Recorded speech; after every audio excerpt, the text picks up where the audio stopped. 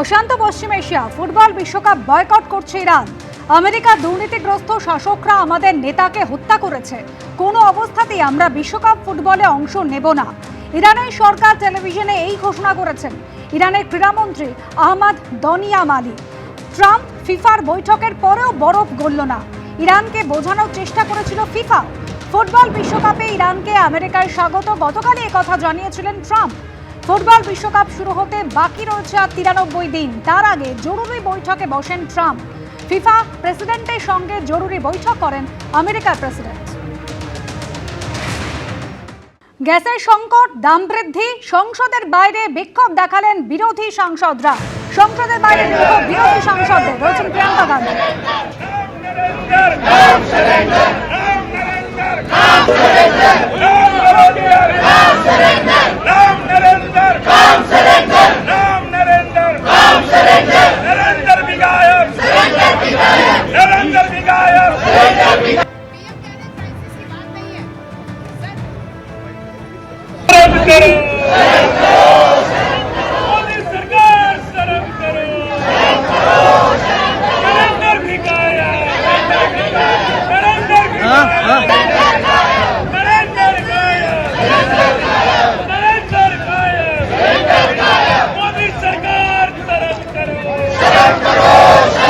Saying that there is no need to panic, Right. but PM himself is panicked for completely different reasons, right? So he is himself panicked. He's panicked because of Epstein. He's panicked because of Adani case. He's not able to come inside the house. You saw yesterday the Prime Minister's chair खाली पड़ी थी, अंदर नहीं पा रहे हैं. तो देश को कह रहे पैनिक मत करो, अपने आप पैनिक हैं. এটা তো পরিষ্কারভাবে প্রধানমন্ত্রী দায়ী যে আমাদের দেশ প্রথম থেকেই নন অ্যালাইন্ড মুভমেন্টের সাথে জড়িত ছিল। কোনোদিন আমরা কোনো পক্ষপাতিত্ব করিনি, আমরা নিরপেক্ষ ছিলাম। নন অ্যালাইন্ড মুভমেন্টে আমাদের ইরানের সাথে খুব ভালো রিলেশন ছিল। এখন দেখতে পাচ্ছেন যে ইসরায়েলে দুদিন আগে যখন পশ্চিম এশিয়াতে যুদ্ধটি লাগে, তার দুদিন আগে আমাদের মাননীয় প্রধানমন্ত্রী তিনি ইসরায়েলে যান, তিনি সেখানে একটি নকল মেডেলও পান।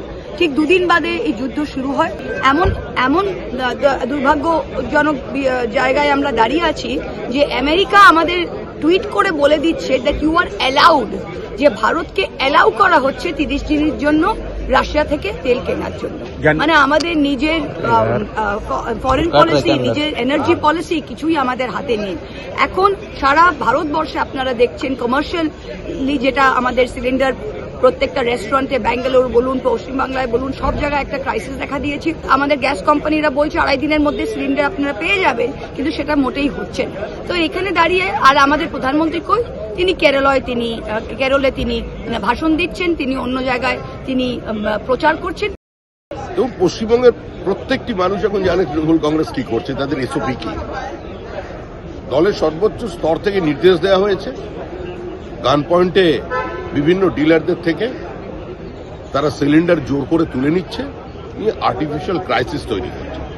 কোন পরিস্থিতিতে সিলিন্ডার একটু কম পাওয়া যাচ্ছে সেটা দেশের মানুষ জানেন, বোঝেন, এবং পশ্চিমবঙ্গ রাজ্যবাসীও বোঝেন। তবে তৃণমূলের এই প্রচেষ্টা অনবদ্য, আর বিরোধীদের তো অন্য কোনো কাজকর্ম নেই। বিভিন্ন নন ইস্যুকে ইস্যু বানানো, বারবার ইমপিচমেন্ট মোশন আনা, আর আলোচনা চলাকালীন পালিয়ে যাওয়া, চলবে এগুলো। এবিপি আনন্দ, এগিয়ে থাকে, এগিয়ে রাখে।